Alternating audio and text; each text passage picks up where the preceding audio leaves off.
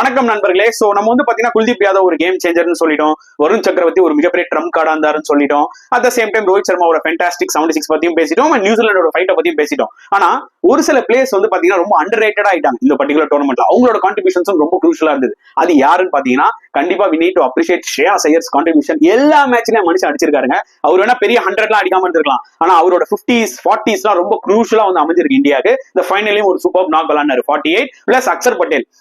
KL ராகுல் மாதிரி ஒரு பிளேயருக்கு மேல வந்து விளையாடுறாருன்னா கண்டிப்பா அவர்கிட்ட நம்ம கொஞ்சம் எக்ஸ்பெக்ட் பண்ணுவோம். அவரும் வந்து பாத்தீங்கன்னா அந்த இடத்துக்கு வந்து குரூஷியலான ஒரு பார்ட்னர்ஷிப்பை பில்ட் பண்ணுவார் ஆப்போனன்ட்ல யாரா இருந்தாலுமே. சோ அவர் வந்து அந்த ஒரு 40 28 29 குரூஷியலா வந்து கான்ட்ரிபியூட் பண்ணிருக்காரு. பிளஸ் போலிங்லயும் சூப்பரா போடுறாரு, ஒரு விக்கெட் எடுக்கிறாரு, இம்பார்ட்டன்ட் விக்கெட், ஃபீல்டிங் நல்லா பண்றாரு. அண்ட் அதுக்கப்புறம் ஆப்வியஸ்லி KL ராகுல் அவரும் நிறைய கிரிட்டிசிசமோட வந்தாரு, ஆனா ஃபென்டாஸ்டிக்கா விளையாடி இருக்காரு. KL ராகுலோட அந்த குரூஷியல் 42 31 இந்த செமிஃபைனல் அண்ட் ஃபைனல் எல்லாம் வந்து பாத்தீங்கன்னா ரொம்ப யூஸ்ஃபுல்லா அமைஞ்சது இந்தியாவுக்கு.